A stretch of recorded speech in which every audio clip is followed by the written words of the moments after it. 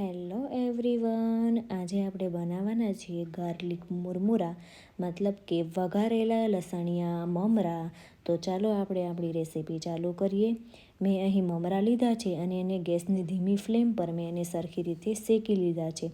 હવે મસ્ત રીતે શેકાઈ જાય ત્યારબાદ આપણે એને એક બીજા પેનમાં લઈ લેવાનું છે. તમે જોઈ શકો છો આવી રીતે.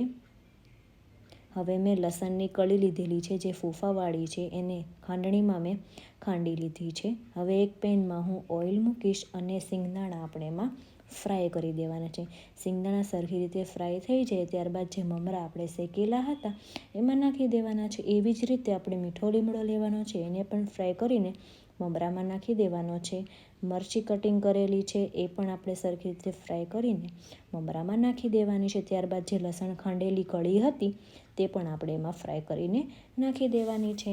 હવે એક પેનમાં તેલ મૂકીને એમાં રાઈ, હળદી પાવડર અને લાલ મરચું પાવડર નાખીને આપણે એનો વઘાર મમરા ઉપર નાખી દેવાનો છે. તમે જોઈ શકો છો કેટલો મસ્ત વઘાર થઈ ગયો છે.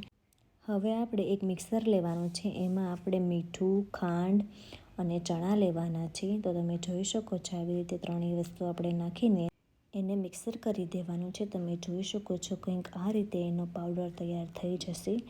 તો હવે જે આપણે પાવડર તૈયાર કરેલો હતો એ આપણે જે મમરા વઘારેલા હતા ને સરખું મિક્સ કરેલું હતું તેની ઉપર આપણે એને ભભરાવી દેવાના છે અને બધી જ વસ્તુને સરખી રીતે આપણે એમાં મિક્સ કરી દેવાની છે. તો તમે જોઈ શકો છો ટેસ્ટી ગાર્લિક મમરા તૈયાર છે. તમે પણ આ રેસીપી ટ્રાય કરજો.